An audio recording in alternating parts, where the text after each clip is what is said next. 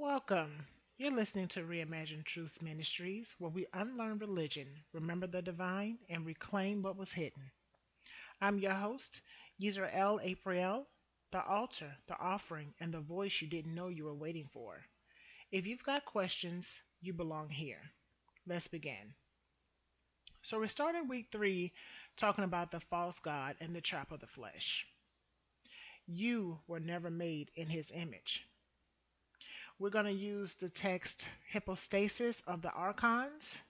And then we also have biblical support with Genesis 1 through 2. So you've been told your whole life that you were made in God's image. But nobody ever asks which God are we talking about. Why? Because we have, well, I can't even disrespect our ultimate supreme being and by calling it God, but there was the perfection, the original creator, made all things through emanation through thought. Barbelo, the first thought. Christ, the emanation between Barbelo and perfection. These beings were the first to be emanated from perfection. Perfection is above gender. There's no he, there's no she, and I would say maybe even above androgyny. But perfection is the original creator of the perfect beings and the heavenly realms.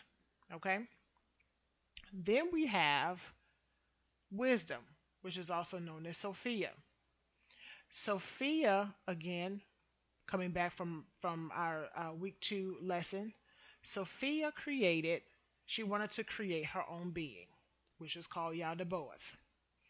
Yaldabaoth in blasphemy stated that he was the only God and there is no one above him. We know that that's untrue, but because Sophia created Yaldabaoth without the parameters that perfection created in its first aeons, Yaldabaoth didn't know that he was created from something versus just being created of himself. Okay, so we can say that the God that most people worship, the God that lives on stained glass windows and whispers guilt from pulpits, that God is blind and ignorant. And today, we're going to pull back that veil. So let's talk about the blind God and the lie of origin. The Gnostic text, Hypostasis of the Archons, says that the rulers of this world, what we call demonic systems, fallen powers, and false authorities, try to create their own version of a human. So let's go back to the origin. Although Yaldabaoth was created through Sophia, Yaldabaoth still had Sophia's light, a part of Sophia's light. So it still had I guess, a way to hear in the heavenly realms that were above it, but not aware of it, if that makes sense. In the heavens of heavens, I'm going to say in perfection's realm, they created the ultimate human imperfections realm. So in imperfection, in that realm, it wanted to create a human as well. Okay, every part, and if you ever get a chance to read the apocryphon of John, you will see that I'll say each angel that Yaldabaoth created in his emanation helped create each part of the human body. So they what really started all this is Sophia kind of showed her image in a body of water. They could not touch it. They could not touch her. But they saw the beauty that was Sophia. Now, Sophia's never described anywhere. Um, as to what she looks like. And I address her as she because number one, perfection created pairs. So you have wisdom and then you have intuition, or also known as understanding. So understanding or intuition is her masculine side, wisdom is the feminine side. Okay?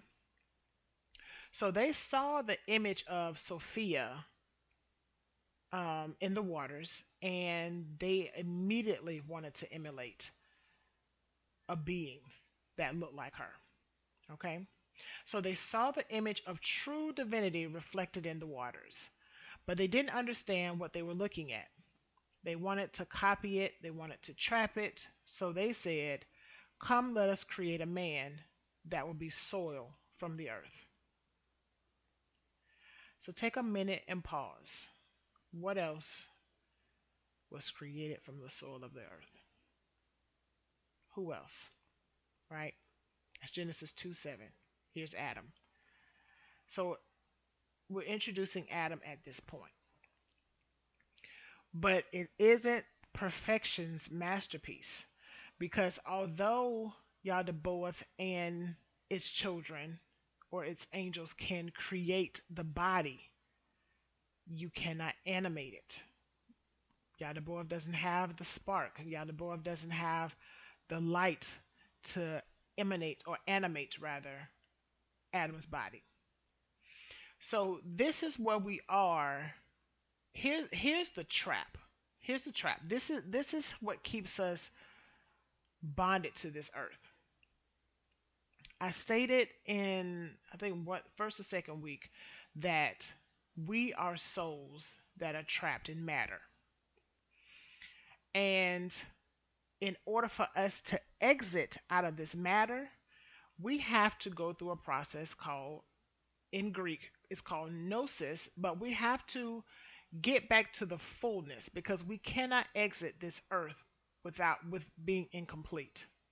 And what I mean by that is depending on how we've passed on, how we've transitioned, if it was in trauma, if it was in wealth, if it was in happiness, if it was in sadness, if it was in anything that we left this earthly realm or transition, because we don't leave earth, that we transition. If we transition without the knowledge, there's a reincarnation. And how I know or I can believe that that's factual is think about what your family says when a spirit is in someone and they're like, oh, he's been here before. Okay, so in the Bible it says that Jesus is going to create mansions and make sure that heaven is ready for us when we come. But think about it. If I'm in heaven and I'm in a mansion, why would I come back to earth? Why would I need to do this again? Why would I need to be here before? Think about what that means. Because right now, I can tell you that we are trapped souls in matter. And if we don't learn how to become full again, we're going to continuously reincarnate in this earthly realm until we gain that knowledge. Okay? All right, so let's go back to what the trap was about because it has nothing to do with sin. You're not entering the world in sin. All of that, again, is spiritual entrapment to keep you here on earth thinking that you're unworthy you know, of ever getting to the point where you are welcome into heaven. And it's more than one heaven. Please understand that it's more than one heaven. But there are levels and there's realms to each heaven. However, on earth there is a loop that we are in because we have bodies, but our soul and our spirits are trapped in these bodies until we learn to be full again. And part of that is called soul fragmentation. When we crossover lifetimes, or when we transition from this earthly body. Number one, if we don't exit in fullness, we have to come back. Number two, it's cosmic law that we have to forget and then do it all over again. Okay, that's cosmic law. Actually, I'll go over that law. I'm going to go over all the cosmic laws in a different lesson. But let's get back to the fact that the trap was never about sin, it was about form. So the rulers took dirt from the earth and molded a man after their image, ugly, beastly, and brute. But they couldn't make him come alive. They blew like storm winds, and he remained on the ground for many days. They tried to animate Adam. There's nothing they could do. They don't control breath. They don't control the animation of the bodies that they create. See, this is not the creation story you were taught. The divine spark didn't belong to them, so they couldn't light it.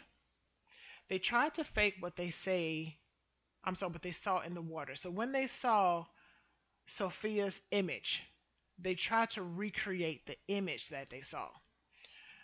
Again, I don't know what Sophia looks like, and they created something ugly, beastly, and brute. Now, I'm I'm at the point where I'm hoping that she's not ugly, beastly, or brute.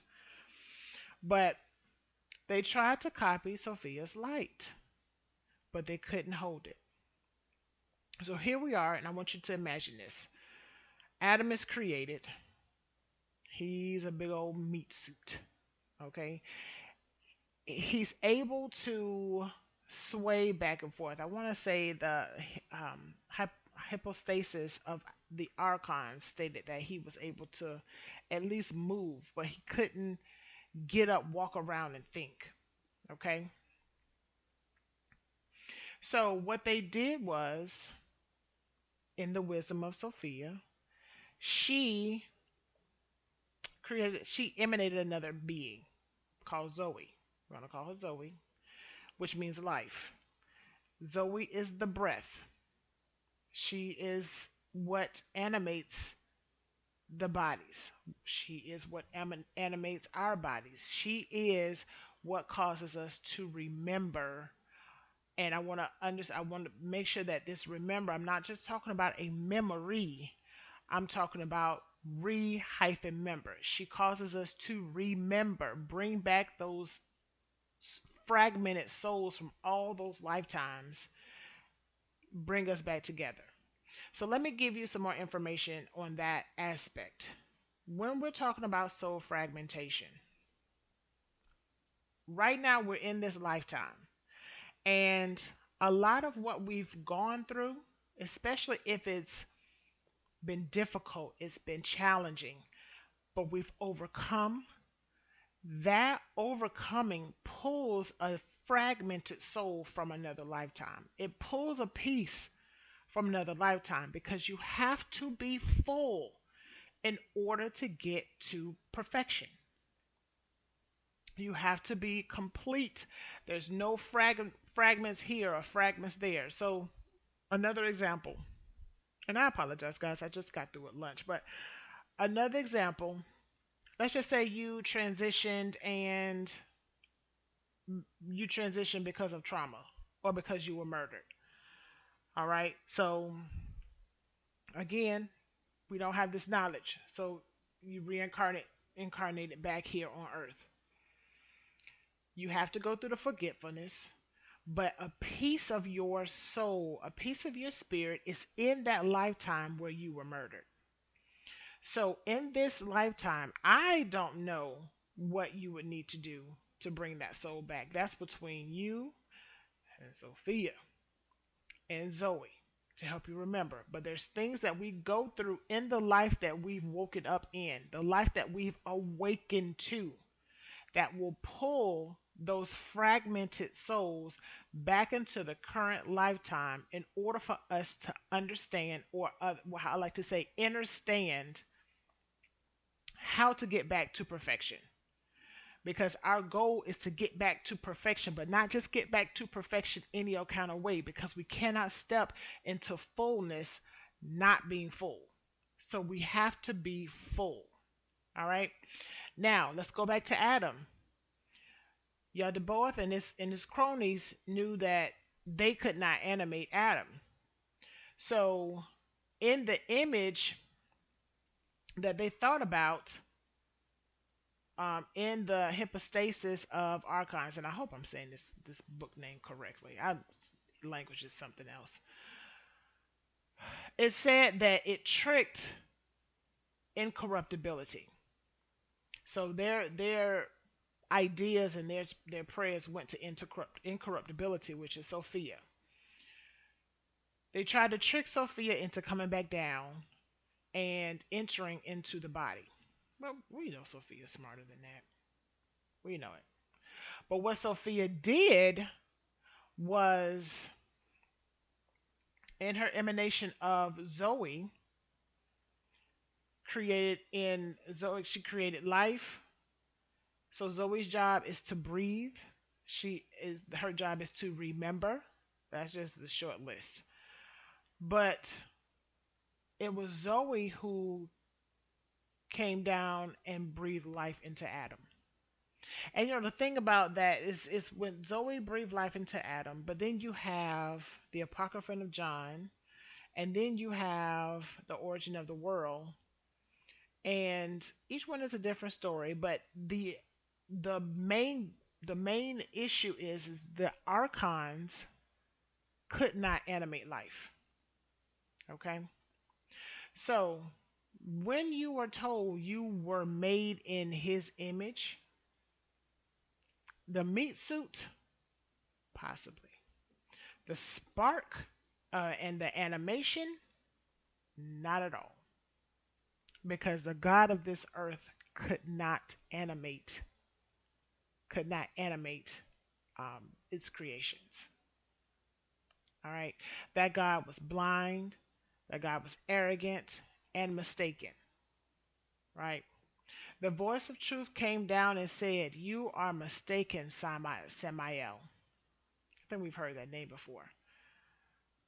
Yaldabaoth is addressed as Samael, the demiurge, Sakla, the god of the blind.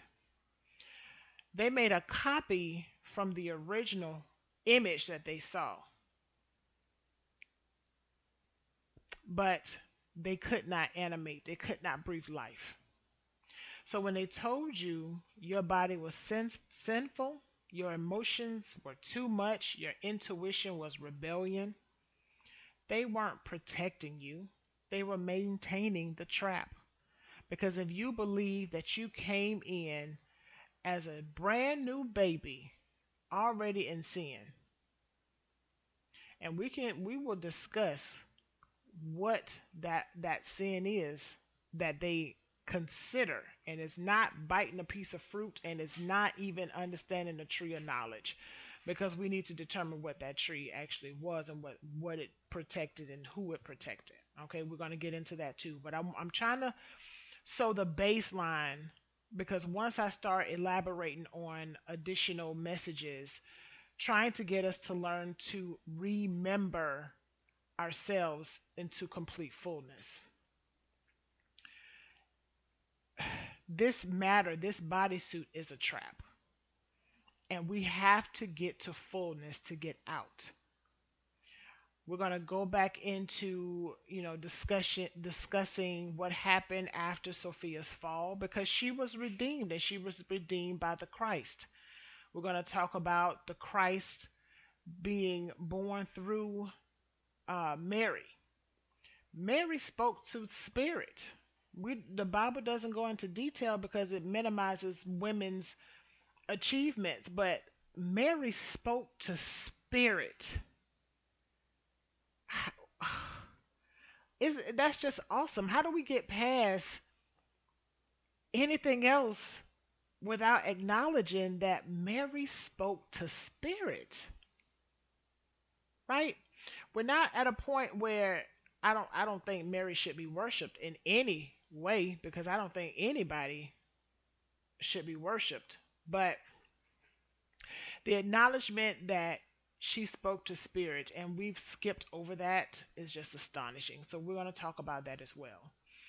But we're at week 3 of just me laying the foundation. The series has about 12 weeks in it, and we are going to lay as much foundation as possible before we move on to our next series. All right? So, I don't like to keep you, but I do want you to sit and think about what it is that how this message touched you. Go ahead and journal. Where have I where have I been told I was made wrong? Where have I been told that I was born in sin, worthless, and not living up to God's expectations?